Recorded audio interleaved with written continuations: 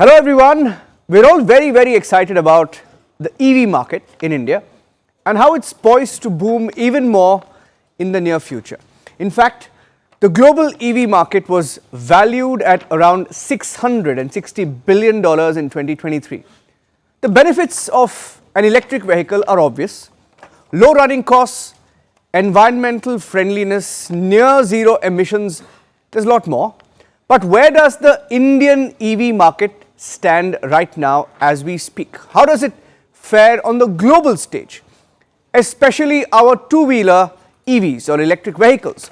Well, Ultraviolette Automotive, an Indian brand, has just launched the F77 Mach 2, an EV bike that can accelerate from 0 to 100 in just 7.7 seconds. That's fantastic. Now, that is very impressive even by global standards. And today we have with us in our studios Narayan Subramaniam, who is the CEO of Ultraviolette Automotive Private Limited, to discuss the Indian two-wheeler EV market and their ambitious plan to make a global impact with the model F77 Mach 2. Narayan, welcome to Republic. Thank you. Pleasure to be here. And it's been quite a journey for your startup, right?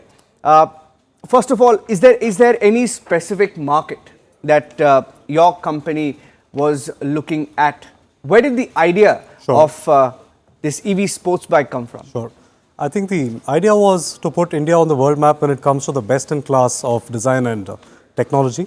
And I think historically, when it comes to the automotive world, we've looked to the east or the west, and both of us founders, Niraj and me, I was working in Europe, Niraj was working in the US, and I think 2015 is when we felt the need to come back to India and felt we have the cumulative knowledge and the drive to make this happen perhaps. And it's that humble vision with which we got started in 2016. And once we forayed into the EV space, we looked at everything from low-powered scooters all the way to four-wheelers, and we felt India is quite unique, right? And most parts of the world, motorcycles represent something beyond just a means of mobility. There is a lot of emotion, passion associated with the culture of motorcycling, owning motorcycles. And we felt for electric technology to make a mainstream impact, first let's get started with the world that is emotionally connected with these types of vehicles, and that's how we narrowed down to motorcycles. Okay. How's the reception been in India? And I'm going to ask you a follow-up question with that, the challenges and opportunities that you see in international markets with that. Sure. So in India, it's, March 23 is when we launched the F77 Gen 1, and just 2 months back is when we launched the Mach 2 F77. Reception has been tremendous, and this is the first serious sports motorcycle that India has seen. And today we are competing with the mainstream IC engine categories. When you say serious motorcycle India has seen, when you say serious sports motorcycle overall or in the EV markets? In the EV markets. EV markets, yes. We've had sports motorcycles in the IC engine world. Pretty much every brand has. But not made in India. Yes. Or developed in India. Right. Yeah. So I think the originality of the idea and the R&D goes a long way in us being proud to talk about how we made every single part designed. What we say is we've imagined, designed and made in India for the world. Right. Like while now we are in the stage of expansion across India.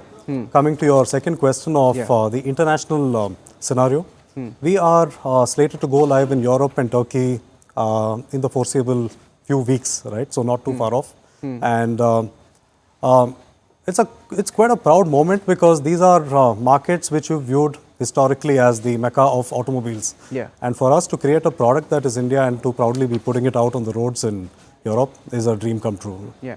How do you look at your firm, UV Ultraviolette, and compare it with the existing global EV players, for example? So the existing global players, we could bracket them in two categories. One, which is the IC engine companies which have EV offshoots, and second, which are startups working on electric vehicle technology. I think one aspect we find in common across these companies is the price points that these vehicles are retailing at, which is in brackets in and around $20,000 and above on average, right? This caters to a very enthusiast community, but our aim with the F77s at Ultraviolette is to break into the usual motorcycling community in international markets. I was speaking to him just before this interview, and you were telling me about the kind of talent that's coming in, the kind of engineers that you're working, not just Indian engineers, but you're attracting talent from around the world. So how are you leveraging Indian talent and resources, not just from India, from around the world to create a world-class product? Sure. So talent is, India has never been short on talent. I mean, if you think about it, the sharpest minds across the world are from India, contributing to different companies doing phenomenally well in different parts of the world, right? And so we were clear when it came to an industry like electric vehicles that required hardware, software, design to come together. India definitely has the ingredients to make it happen. We need the right focus, motivation, and guidance to do that. And I think it's taken us a good 7-8 years to this point to make it happen. Today we are a team of 300 people at R&D, predominantly from multiple companies across India in the aviation, aerospace domains, automotive domains, and the consumer tech domains. And what sets your, there are electric vehicles already in the market, and what sets your bike, right, your sports EV, apart from those existing players already out there? We are in the early stages, but at this point I could confidently say we are arguably the most advanced electric motorcycle in the world. And I'm saying this because we've had to solve a lot of challenges from the technology side, from the cost implications, from manufacturing processes, get all of this together to make a product that is compelling from design, tech, performance, and the final price point that it lands at to the consumer. For instance, 10-level regenerative braking. We are able to today recover 25 to 30% of the energy through regen, and this is phenomenal. And I think about 4 or 5 times higher than what the two-wheeler industry today is at. When it comes to another system called the dynamic stability control, which maps the functionality between the ABS and the regen, because both are counterintuitively functional, right? And this took 2 years of software development to get the systems in place, test it across mild braking, active braking, panic braking, and train the system to kick in at the right scenarios. And this is a system that exists for the first time in the world across EVs spanning IC or electric motorcycles. So you've already sort of, if I can put it that way, pushed the boundaries of electric vehicles in the sports segment. How do you think you can push it further to enhance performance? Is that possible? Definitely. And you would have heard of the F99 project internally at Ultraviolette. Yeah. Now this is called the F99 factory racing platform. My intentions behind it are two. One of it is to, for Ultraviolette to get into the world of racing and prove that electric can in fact outperform IC engine tech. Yeah. And the other aspect is a lot of the tech happening on the F99. The focus of R&D is very different there, right? We are developing things without a commercial implication at the first step, right? So once things get validated with a fast-track timeline, then a lot of it makes its way onto our commercial platforms, like the Regen, for instance, from the F99 to today to the F77s. Yeah. So yeah, the intent is multifold, and I think just the start. Yeah, and I was going to ask you about any upcoming innovations, and you spoke about the F99 prototype. But before that, I'll just come back to this beautiful bike that we have here. So a few reviews of the bike. How's it been on the road? People who ride the bike, what's been their feedback of the product? Sure. So the feedback has been it's been amazing.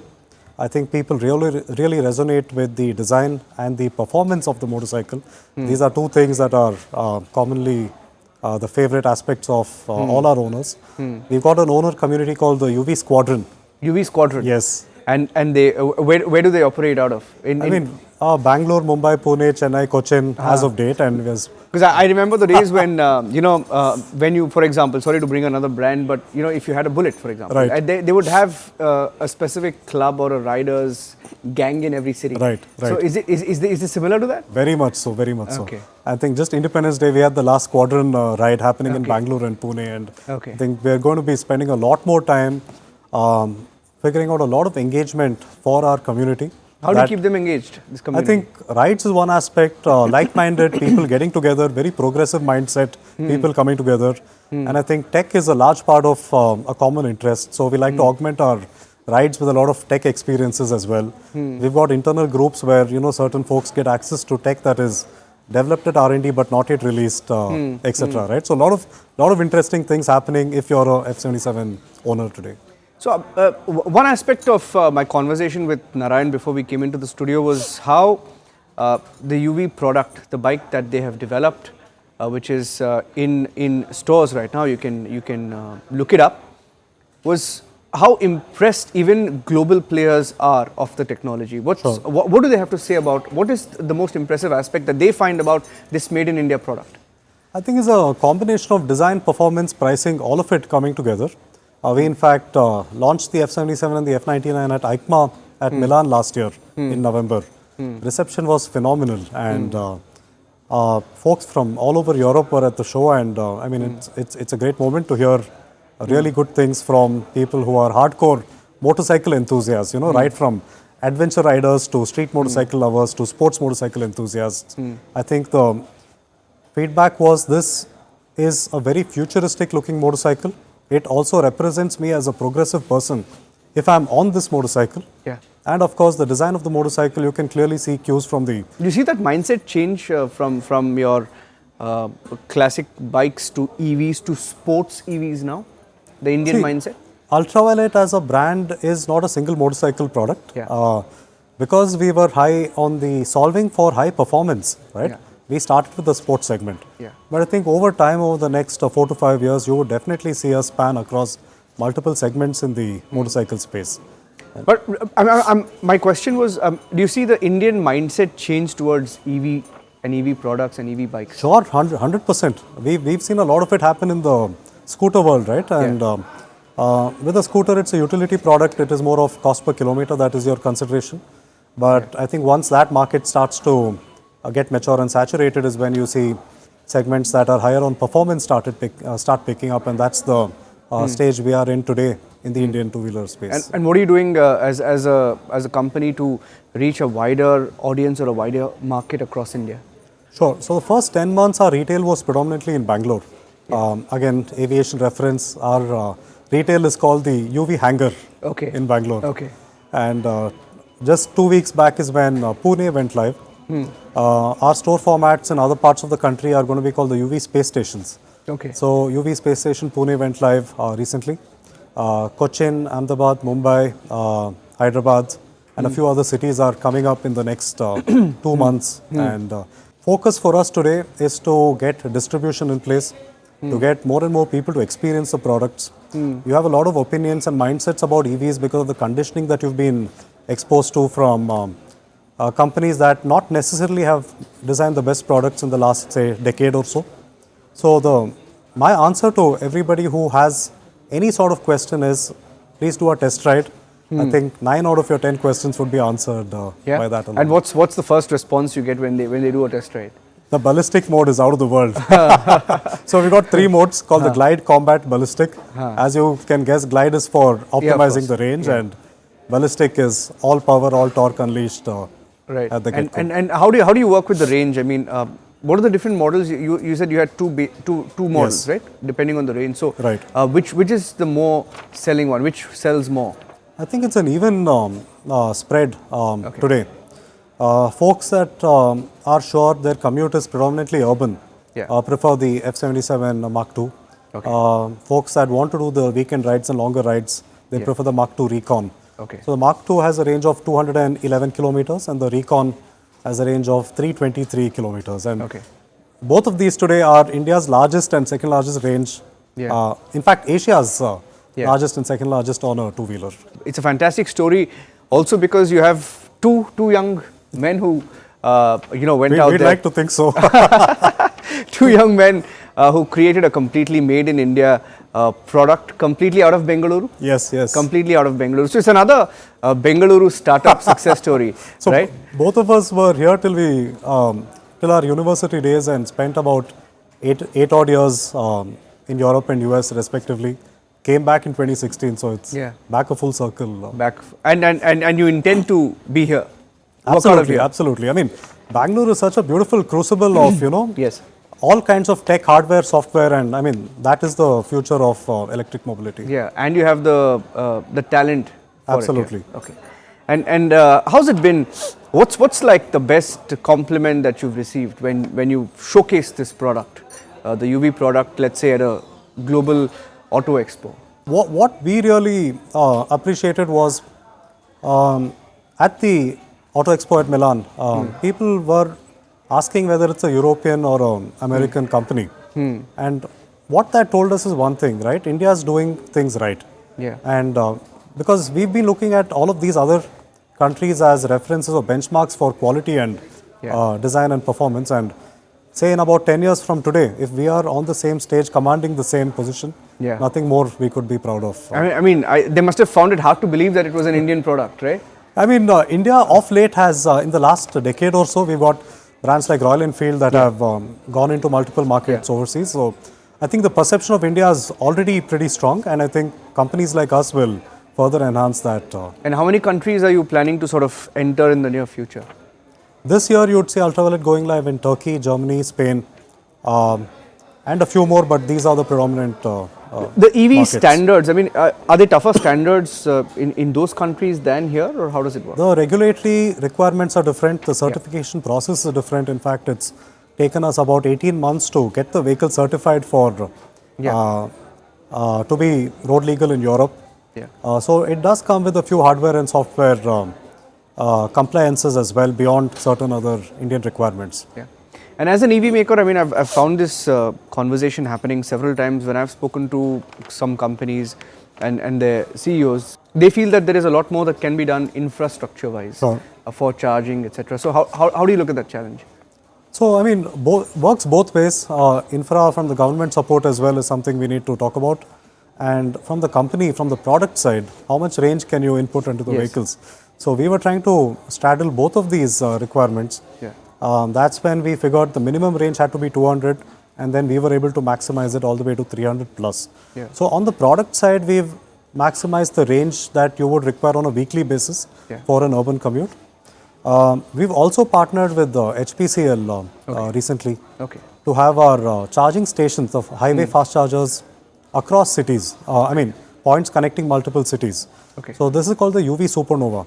So UV Supernova has already gone live in Karnataka, Chennai, around Pune, Mumbai as well. And as we scale, you will see the network from the ultraviolet side scaling as well.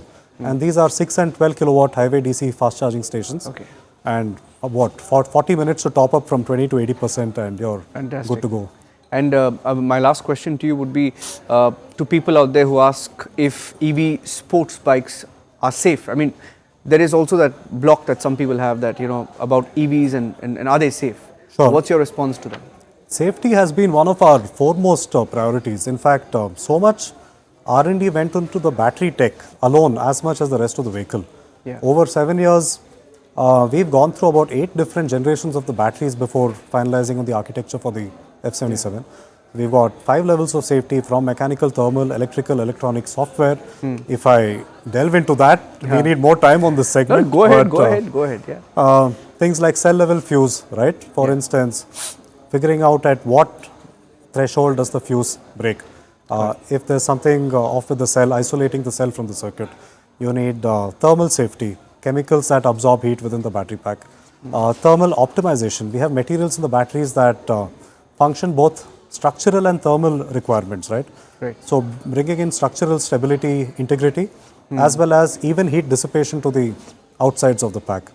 And our battery tech is completely air cooled, right? So which means it's more advanced than a liquid cooled system, because we're able to manage all the thermals with an air cooled system today, thereby reducing weight of a radiator and a pump, reducing the cost of adding those components as well.